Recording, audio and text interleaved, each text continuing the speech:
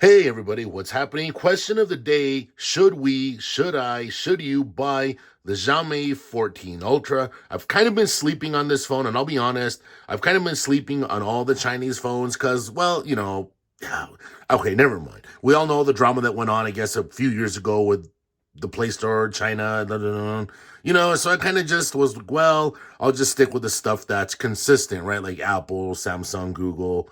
Yeah. So anyway, but this phone right here. Shout out to my friend Jason C.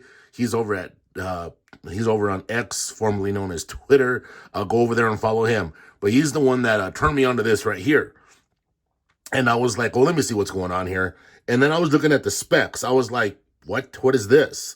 So, like I came over here to this is the place I go for like official specs, right? GSM Arena. This is my go-to. And I'm looking at the specs.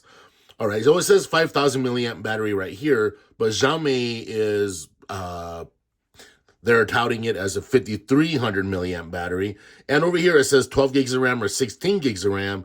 But if you go over here to, if you go over here to, where'd it go? To Gistop, if you look at these specs here, it basically says, and I'm assuming this is the only option, 1 terabyte of space.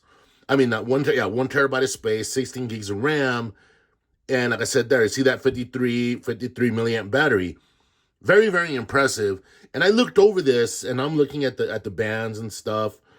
And let me see, this one is a Chinese edition. Okay, so I think we need, what it says comes with full Google mobile service. So when I'm not sure about yet, and I've been looking around. I've only been looking around for a couple days now, but I was assuming that there was a global model coming out. So but it says it has a global. Where'd it go? Darn it! It says it has all the global bands right there, right? So I'm assuming that this phone right here would work on all the bands. So I think that'd be pretty cool. And like I said, there's more than networks and all that, multi-language, English, Chinese, 5G. Chinese are pretty serious about the 5G. The display seems awesome on paper, right?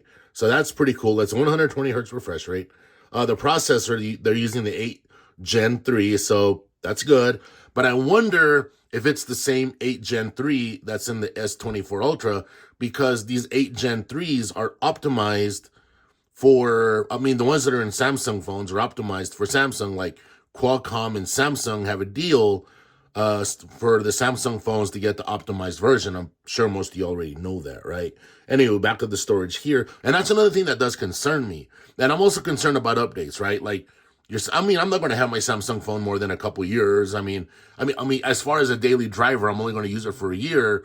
And then after that, I'll either trade it in or I'll keep it. Like I kept my, wherever it is, I kept my S23 Ultra because that's just a awesome phone, right? But anyway, back to this one here. 16 gigabytes, 1 terabyte, all that. Okay. The cameras on this is where it's pretty interesting. They got like this massive camera sensor and all that stuff. That's really, really tempting to go on. But like I said, though, I already have a Pixel 8. I have the S24 Ultra. And both of those phones have heavy hitter cameras. So as far as the camera goes on this Xiaomi phone, whatever, fingerprint sense scanner. And I guess you could say the one last thing that I would be concerned about, I mean, alongside with this phone being updated, I don't want to pay it says $1,500. So I'm not really sure what's going on here. $1,500, right?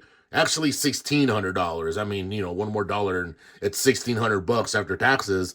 You're looking at least, 18 grand for a phone. 18 grand for a phone.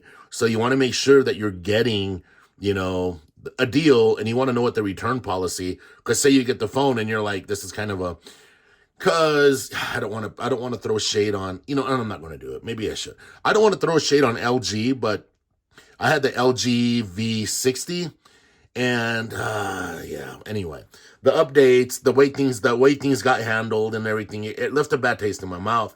So next thing you know, I do have trust issues with these companies like this and Gistop, and I know Samsung, whenever I do a return with them, boom, they're on the money. Apple, they're on the money.